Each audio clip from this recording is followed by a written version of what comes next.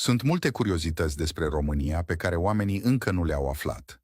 România este un tărâm al curiozităților, care se poate lăuda cu oameni frumoși și locuri de vis, iar în cele ce urmează îți vom dezvălui cele mai interesante lucruri, pe care cu siguranță nu le știai. 1. Cea mai veche așezare urbană din România este Constanța. 2.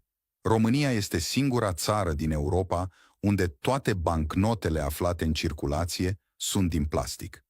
3. Statuia lui Decebal de la Cazanele Dunării este cea mai înaltă sculptură din piatră din Europa. 4.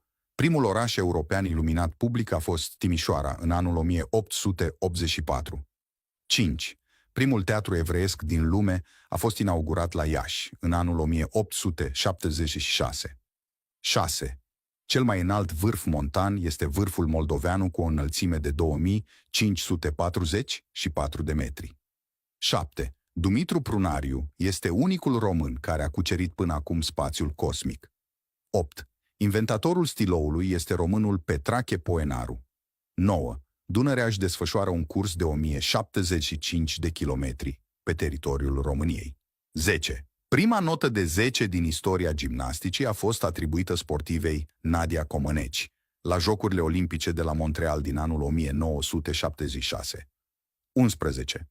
România a fost singura țară din lume care și-a plătit datoria externă. Se întâmpla în anul 1989. 12. Salina Slănic este cea mai mare salină din Europa. Salina are o adâncime de 208 metri și de aici se escavează 2,9 milioane de metri cub de sare. 13. Sfinxul din Munții Bucegi are aceeași înălțime ca Sfinxul din Egipt, 8 metri. 14. Cea mai veche clădire din România este Biserica Calvaria de la Cluj, Mănăștur.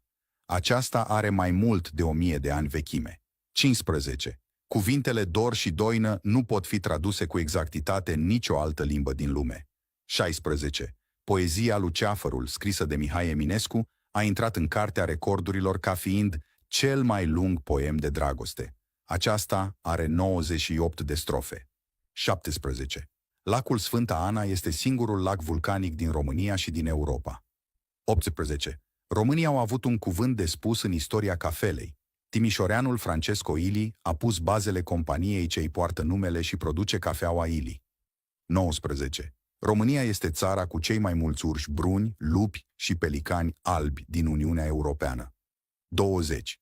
Biserica de lemn a mănăstirii, Săpânța Peri, este cea mai înaltă biserică de lemn din lume. Pentru mai multe astfel de clipuri, lasă o inimă în comentarii și nu uita să urmărești pagina.